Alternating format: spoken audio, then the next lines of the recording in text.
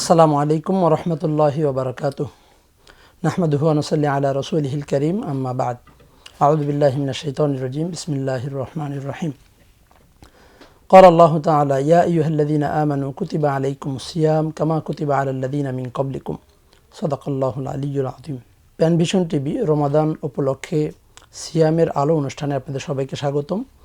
আমাদের আজকে আলোচনার বিষয় রমজানের মাহাত্ম্য।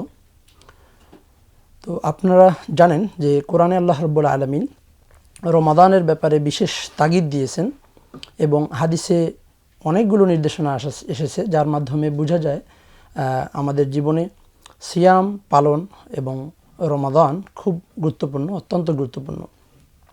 আল্লাহ রাব্বুল আলামিন কোরআনে পাকে বলেছেন, ইয়া আইয়ুহাল্লাযীনা আমানু কুতিবা আলাইকুমুস সিয়াম, হে মুমিনগণ, রমজানকে তোমাদের উপরে আবশ্যক করা হয়েছে যেভাবে পূর্ববর্তীদের উপর আবশ্যক করা হয়েছিল। তো এই রমজান আমাদের জীবনে আসে বিপুল ত্যাগ, আত্মশুদ্ধি এবং আমাদের নিজেদেরকে পরিগঠিত করবার জন্য। আমরা বছরের অন্যান্য দিনগুলোতে যেভাবে নিজেদেরকে পরিচালিত করি, রমজান আমাদেরকে বিশেষ মাত্রায় পরিবর্তন ঘটায়। আমরা রমজানের জীবনটাকে সুন্দর করে গুছিয়ে নেই এবং আমাদের যে সকল আচরণ, চালচলন, কথাবার্তা আমাদের অন্যান্য রমজানের আগে কিংবা অন্যান্য সময়ে আমরা ব্যাপকভাবে করে থাকি সেগুলোকে সীমিত করে নিয়ে আসি। যেমন খাবার দাবারকে আমরা সীমিত করে নিয়ে আসি, সাহরি থেকে ইফতার পর্যন্ত আমরা উপবাস পালন করি কিংবা রোজা রাখি। তো এভাবে আমরা আমাদের আত্মশুদ্ধি অর্জন করি, আমাদের নিজেদেরকে বিভিন্ন পাপাচার থেকে নিজেদেরকে সংবরণ করি। তো আপনারা জানেন যে শাহুল্লাহ মুহাদ্দিস দেহলভী রাহিমাহুল্লাহ তার বিখ্যাত গ্রন্থ হুজ্জাতুল্লাহিল বালিগায় রমজান সম্পর্কে আলোচনা করতে গিয়ে বলেন যে মানুষের মধ্যে দুই ধরনের মানসিকতা আছে, দুই ধরনের স্বভাব আছে। একটা হচ্ছে তার বাহিমিয়া স্বভাব, অর্থাৎ তার পশুত্ব সুলভ স্বভাব, আর আরেকটা রয়েছে মালাকিয়া স্বভাব, অর্থাৎ ফেরেশতা সুলভ স্বভাব। তো সাধারণত ফেরেশতা সুলভ স্বভাব বলতে বোঝানো হয় যে একজন ফেরেশতাদের মধ্যে যেমন চাহিদা নেই, পাপাচারের প্রতি তাদের আগ্রহ নেই, যৌনাচারের প্রতি তাদের যৌন জীবনের প্রতি তাদের আকর্ষণ তারা অনুভব করেন না, খাবারের প্রতি এবং অন্যান্য ভোগবিলাসের প্রতি ফেরেশতাদের মধ্যে কোনো ধরনের বৈশিষ্ট্য দেওয়া হয়নি। তো কিন্তু মানুষের মধ্যে এটা রয়েছে। আবার এই খাদ্যাভ্যাস কিংবা যৌনতার বিষয়টা পশুর মধ্যে রয়েছে ব্যাপকভাবে। আপনারা জানেন যে পশুদের জীবনযাপনটাই খাবার দাবার এবং যৌনতা কেন্দ্রিক, এর বাইরে তাদের লাইফের কোনো মিনিং নেই, লাইফের কোনো অর্থ নেই। কিন্তু মানুষ হচ্ছে যে এই ফেরেশতা এবং জীবজন্তু চতুষ্পদ প্রাণীর ঠিক মাঝামাঝি অবস্থান করে।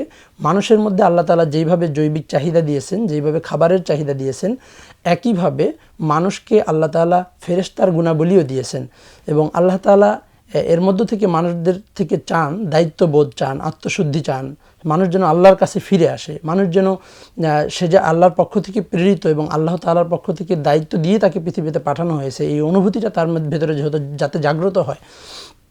কিন্তু সারা বছরের আমাদের স্বাভাবিক জীবনযাপনের মধ্যে আমরা খাদ্যাভ্যাসের সাথে সংশ্লিষ্ট থাকি এবং যৌনতা এবং জৈবিক চাহিদার সাথে এত বেশি ঘনিষ্ঠ থাকি যে আমরা আমাদের ফেরেশতা সুলভ স্বভাবের কথা ভুলে যাই। ফলে শাহ ওলিউল্লাহ মুহাদ্দিস দেহলভী বলেন যে মানুষদেরকে রমজান বিশেষভাবে দেওয়া হয়েছে যাতে সে তার পশুসুলভ মানসিকতা থেকে, পশুসুলভ স্বভাব থেকে বের হয়ে ফেরেশতা সুলভ স্বভাবকে অর্জন করতে পারে। শাহ ওলিউল্লাহ মুহাদ্দিস দেহলভী বলেন যে রোজার একটি মাহাত্ম্য এখানে যে রমজানের মধ্য দিয়ে মানুষ তার নাফসানিয়াতকে কলবের অনুগামী করে তোলে। আমরা জানি মানুষের মধ্যে দুই ধরনের প্রকৃতি আছে, একটি হচ্ছে যে তার কলব, আরেকটি হচ্ছে নফস। তো সাধারণত নফস মানুষকে খারাপ দিকে তাড়িত করে, ভোগ বিলাসের দিকে তাড়িত করে, আর কলব হচ্ছে আল্লাহ তাআলার দিকে মানুষকে মনোনিবেশ করতে বলে। ফলে রমজানের মাধ্যমে আমরা নফসানিয়াত থেকে কলবের দিকে ধাবিত হতে পারি। রমজানে আরেকটি বিশেষ মাহাত্ম্য এবং বিশেষ ফজিলতপূর্ণ বিষয় রয়েছে, আমরা জানি, সেটা হচ্ছে লাইলাতুল কদর। আমরা সাধারণত লাইলাতুল কদরকে একটি ইবাদতের রাত, তাকদীরের রাত এবং কোরআন নাজিলের রাত হিসাবে বিবেচনা করি। শাহুল্লাহ মুহাদ্দিস দেহলভী বলেন এর বাইরেও লাইলাতুল কদরের একটা গুরুত্বের জায়গা হচ্ছে আধ্যাত্মিকতা। অর্থাৎ লাইলাতুল কদর আমাদেরকে আল্লাহমুখী করে তোলেন, আমাদের মধ্যে আধ্যাত্মিকতা জাগ্রত করে এবং আমাদেরকে আত্মশুদ্ধির প্রেরণা দেয় এবং আমরা রুহানি দিক থেকে আল্লাহ তাআলার নৈকট্য অর্জন করি। এই প্রেরণাটা আমাদেরকে লাইলাতুল কদর দিয়ে থাকে।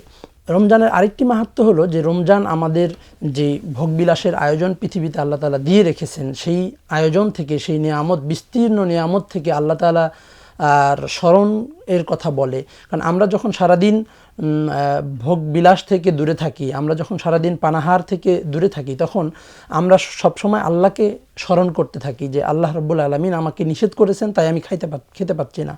এত নাজ নিয়ামত থাকা সত্ত্বেও আমি খাবার গ্রহণ করতে পারতেছি না। ইফতার আমার সামনে উপস্থিত, কিন্তু আমি মুখে নিতে পারতেছি না, কারণ আল্লাহ রাব্বুল আলামিন আমাকে খেতে নিষেধ করেছেন। এর মধ্য দিয়ে আমরা মূলত আল্লাহ তাআলার প্রেরিত এবং দুনিয়াতে ছড়িয়ে ছিটিয়ে রাখা আল্লাহ তাআলার নিয়ামতগুলো সম্পর্কে আমরা আসল অনুভূতিটা অর্জন করতে পারি যে আল্লাহ তাআলা এই নিয়ামতগুলো দিয়েছেন, এবং এর শুকরিয়া, কৃতজ্ঞতা শুধুমাত্র আল্লাহ তাআলাকেই জানানো উচিত। এবং এই নিয়ামতগুলোর মালিক আমি নই, এই নিয়ামতগুলোর মালিক মূলত আল্লাহ রাব্বুল আলামিন। আমাকে দুনিয়াতে সীমিত সময়ের জন্য ভোগ করতে দেওয়া হয়েছে, ফলে ইফতারের আগ পর্যন্ত আল্লাহর আদেশ ছাড়া আমি এই খাদ্য এবং এই নিয়ামতগুলো ভোগ করতে পারতেছি না। পঞ্চম মাহাত্ম্যের আরেকটি বিষয় হলো যে আমরা দৈনন্দিন জীবনে যখন নিজেরা খাবার খাই, খাবার গ্রহণ করি, তখন আমাদের মধ্যে এক ধরনের রুবুবিয়াত, কল্পিত রুবুবিয়াতের অনুভূতি জাগে যে আমি কেমন যেন আমার নিজেকে প্রতিপালন করতেছি, আমার পরিবারকে প্রতিপালন করতেছি। তো এই পুরো জিনিসটা আমার নিজের দিকে চলে আসে, ক্রেডিটটা আমি নিজেকে দেই। কিন্তু যখন আমরা ইফতারের আগ মুহূর্ত পর্যন্ত খাবারের জন্য অপেক্ষা করি, তখন আমি নিজেকে আল্লাহর বান্দা হিসাবে অনুভব করতে পারি যে আসলে আমি আমার নিজেকে নিজে প্রতিপালন করি না, বরং এই সকল নিয়ামত আল্লাহ তাআলার আদেশেই আসে এবং আল্লাহ তাআলার অনুমতি হয়, সেজন্যই আমরা খাবারগুলোকে গ্রহণ করতে পারি। ষষ্ঠত আরেকটি বিষয় ইমাম গাজালি রহিমাহুল্লাহ বলছেন যে রোজার 3 ধরনের রমজান রয়েছে মানুষের অনুভূতিতে। একটি হচ্ছে যে বিশেষ অনুভূতি, যেটা সবার মধ্যে কাজ করে, সেটা হলো যে আমরা যৌনতা থেকে দূরে থাকব এবং পানাহার থেকে দূরে থাকব। এই অনুভূতিটা হচ্ছে বিশেষ স্বাভাবিক অনুভূতি, যেটা সবার মধ্যে কাজ করে।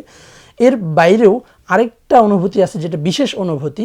সেই বিশেষ অনুভূতির মানে হলো যে আমি শুধু রমজানে খাবার থেকে দূরে থাকবো, যৌনতা থেকে দূরে থাকবো, এতটুকুই নয়, বরং আমি আমার বাহ্যিক, আমার কান, আমার মুখ, আমার জিহ্বা, আমার হাত, অঙ্গ প্রত্যঙ্গ সব কিছু থেকে আমি খারাপ কাজ থেকে দূরে রাখবো। যেমন আমার চোখকে আমি দূরে রাখবো, আমি চোখের মাধ্যমে এমন কিছু দেখবো না যেটা দেখলে গুনাহ হবে।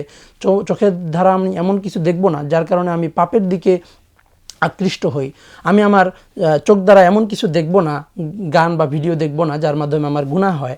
এবং একই সাথে আমি আমার মুখ দিয়ে এমন কোনো কথা বলবো না যার কারণে আমার গুনাহ হবে। যেমন আমি মিথ্যা বলবো না, আমি পাপাচার, আমি গালমন্দ করব না, আমি গীবত করব না, আমি পরনিন্দা চর্চা করব না। তো এই সময়টা আমার জিহ্বাকে আমি হেফাজত রাখবো এবং আমার কানকেও আমি হেফাজত রাখবো, যে আমি এই কানের মাধ্যমে গান শুনবো না কিংবা এমন কিছু শুনবো না যেটা আল্লাহ তাআলা শুনতে নিষেধ করেছেন। তো এর মাধ্যমে বিশেষ একটা অনুভূতি মানুষের মধ্যে জাগ্রত যেন হয়, যাতে সে শুধুমাত্র পানাহার বা যৌনতা থেকেই দূরে থাকতেছে না, বরং আরও অন্যান্য বিষয়কে, অঙ্গ প্রত্যঙ্গকে সে খারাপ কাজ থেকে হেফাজত করতেছে। 3 নম্বরের আরেকটি বিশেষ অবস্থা বা বিশেষ অনুভূতির কথা ইমাম গাজালি রহিমাহুল্লাহ বলেন যে রমজানকারী যারা রোজাদারদের মধ্যে এই অনুভূতিটা যেন জাগ্রত হয় যে আমি শুধু পানাহার বা আমার অঙ্গ প্রত্যঙ্গকেই হেফাজত করব না, বরং আমার দিল, আমার অন্তর, আমার মস্তিষ্ককেও আমি হেফাজত করব। অর্থাৎ আমি আমার অন্তর এবং মস্তিষ্ককে এমন কাজে নিবদ্ধ করব না, মনোনিবেশ করব না যেই কাজটা আমাকে আল্লাহ থেকে দূরে সরিয়ে দেয়, বরং আমি আমার পুরো রমজান জুড়ে একটি বিশেষ রমজানের অনুভূতি তৈরি করব যে আমি শুধু আমার সকল অবস্থায় আল্লাহকে স্মরণ করছি, আল্লাহর কাছে, আল্লাহর নিকটবর্তী হওয়ার চেষ্টা করতেছি, এবং এর মধ্য দিয়ে আমি আমার জীবনকে সাজিয়ে তুলতেছি পুরো রমজানটাতে। রমজানের আরেকটি গুরুত্বপূর্ণ মাহাত্ম্য হচ্ছে তাকওয়া। রমজানের ভিতর দিয়ে আমাদের মধ্যে আল্লাহ ভীতি তৈরি হয়, তাকওয়া এর উপলব্ধি তৈরি হয়। তাকওয়া এর মানে হচ্ছে যে আমরা যদি সহজে বলি যে সেন্সিটিভিটি বা সংবেদনশীলতা আমাদের মধ্যে আল্লাহ তাআলা সম্পর্কে, এবং আল্লাহ তাআলা আমাদেরকে যা করতে বলেছেন, যে সকল কাজ করতে নিষেধ করেছেন, সেই ব্যাপারে আমাদের মধ্যে সংবেদনশীলতা তৈরি হওয়া। তো একবার এক সাহাবী রাসূলুল্লাহ সাল্লাল্লাহু আলাইহি ওয়াসাল্লামকে জিজ্ঞাসা করলেন যে তাকওয়া কি, তাকওয়াকে কীভাবে বুঝবো? তখন রাসূল সাল্লাল্লাহু আলাইহি ওয়াসাল্লাম বললেন যে তুমি কি কখনো কণ্টকাকীর্ণ রাস্তায় চলো নাই যেখানে কাঁটা রয়েছে? তো সাহাবী বললেন যে হ্যাঁ, আমি এরকম রাস্তায় চলেছি, সেখানে আমি খুব সাবধানে চলেছি, কাঁটা থেকে পা সরিয়ে নির্দিষ্ট স্থানে চলেছি যাতে করে আমি হেফাজত থাকি। তো তাকওয়ার মিনিংটা হচ্ছে যে সেন্সিটিভিটি, অর্থাৎ অতি সংবেদনশীলতা। তো এইটা আমাদের রমজানের মাধ্যমেই একমাত্র অর্জিত হয় যে আমরা যখন ইফতারের জন্য অপেক্ষা করি, অত্যন্ত সংবেদনশীলতার সাথে অপেক্ষা করি যেন আমার কোনোভাবেই কোনো খাদ্য ঢুকে না যায়, আমি এমন কোনো কাজ না করি যার কারণে আমার রোজাটা ভেঙে যাবে। তো এই চর্চার ভেতর দিয়ে আমরা মূলত আরও বেশি মুত্তাকি হয়ে উঠতে পারি।